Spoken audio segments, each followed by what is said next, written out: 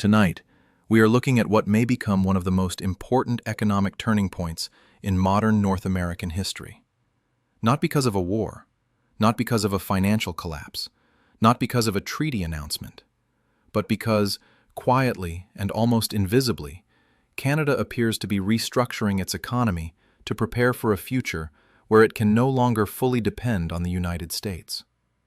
And the deeper you examine the policies now unfolding behind the scenes, the more dramatic this story becomes. Because this is no longer just about tariffs. It is about power, leverage, trust, supply chains, and the slow rewriting of one of the largest economic relationships on Earth. It began publicly with a political explosion. Late at night, the President of the United States posted a message that instantly shook both countries. All trade negotiations with Canada are hereby terminated. The reaction was immediate. Markets moved overnight. Television networks interrupted programming. Government officials were awakened by emergency calls. Analysts rushed onto television warning of a possible economic crisis between two nations that conduct more than $1 trillion in trade. And politically, the message was clear. The White House wanted Canada to understand that America still held the upper hand, that America could isolate Canada economically if necessary, that Canada needed access to the American market more than America needed Canada. But behind the scenes, something extraordinary had already been happening for months. Because while Washington focused on pressure, Ottawa focused on preparation.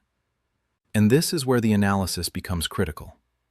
Historically, Canada built its economy around one central assumption: the United States would remain a stable, predictable partner. For decades, that assumption made perfect sense. The two economies became deeply intertwined. Automotive supply chains crossed borders multiple times before a single vehicle was completed. Energy systems became interconnected. Defense industries collaborated closely.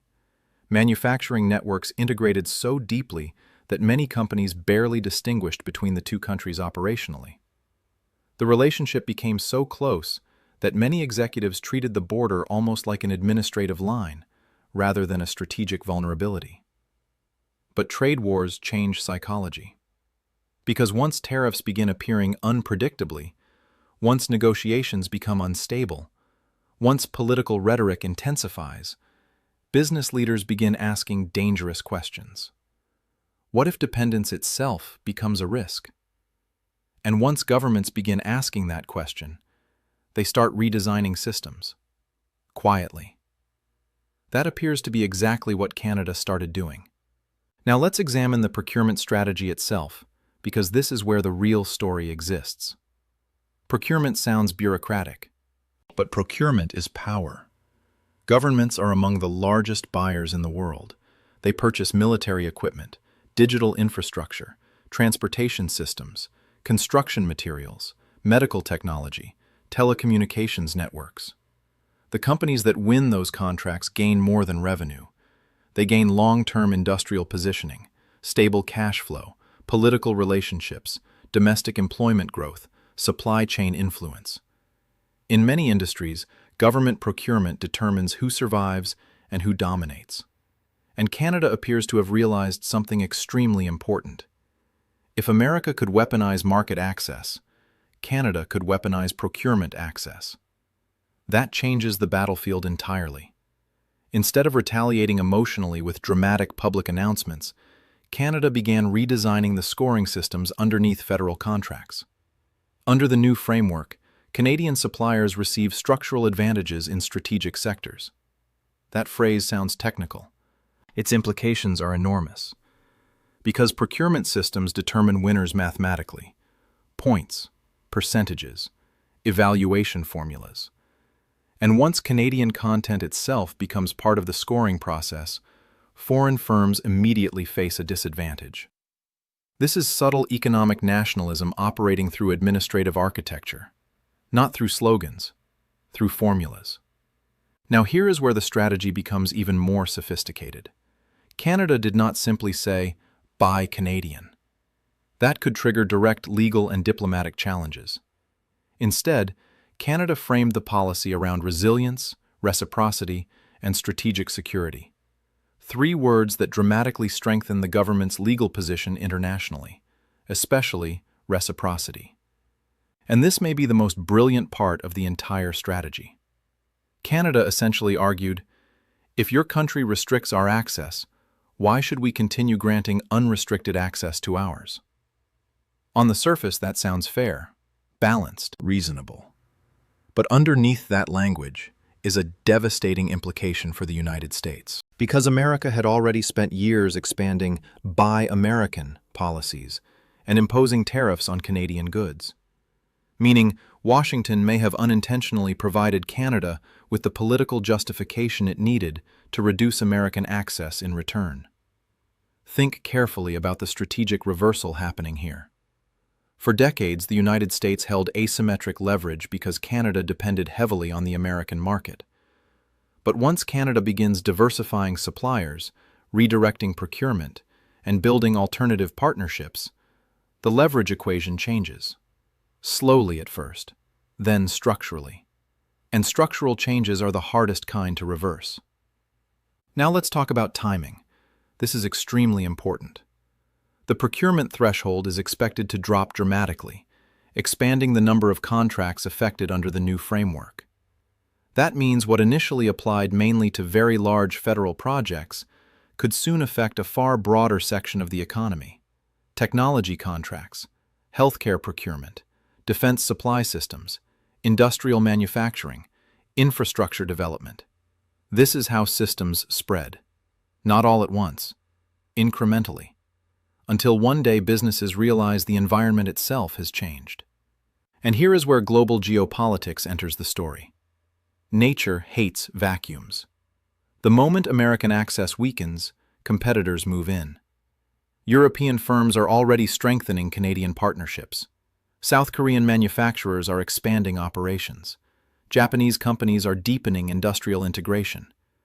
Because every major industrial economy understands the same thing.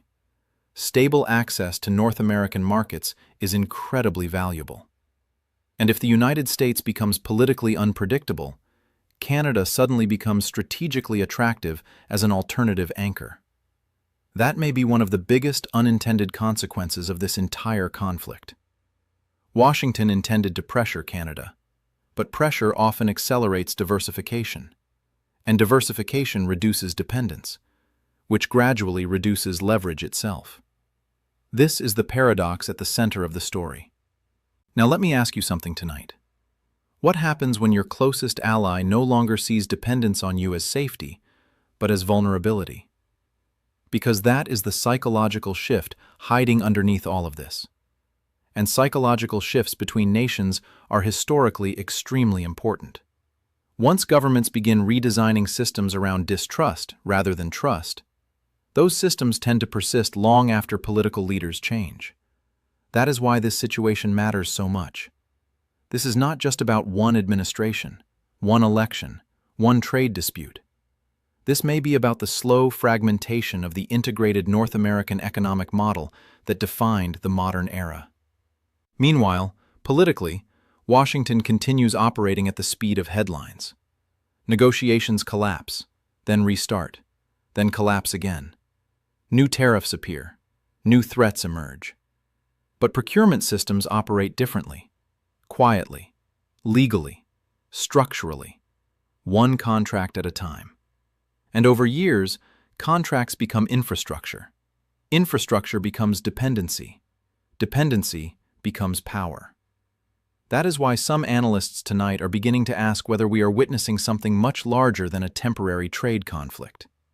Because once supply chains relocate, once foreign companies establish new manufacturing bases, once governments rewrite procurement frameworks, once industries build around new partners, reversing the process becomes extraordinarily difficult. And perhaps that is the biggest lesson here. Political power is loud. Economic power is patient. One dominates headlines. The other quietly reshapes reality underneath them. And years from now, historians may look back at this moment and conclude that the real turning point in U.S.-Canada relations did not happen during a press conference or during a midnight social media post. but inside the quiet machinery of procurement law and industrial policy. Because by the time the public notices structural change, the structure itself is often already gone. And tonight, one question hangs over all of North America. Are we watching temporary political turbulence, or the beginning of a permanent economic realignment between two countries that once believed their partnership could never fracture? That answer may already be unfolding, quietly, contract by contract, system by system, behind the headlines.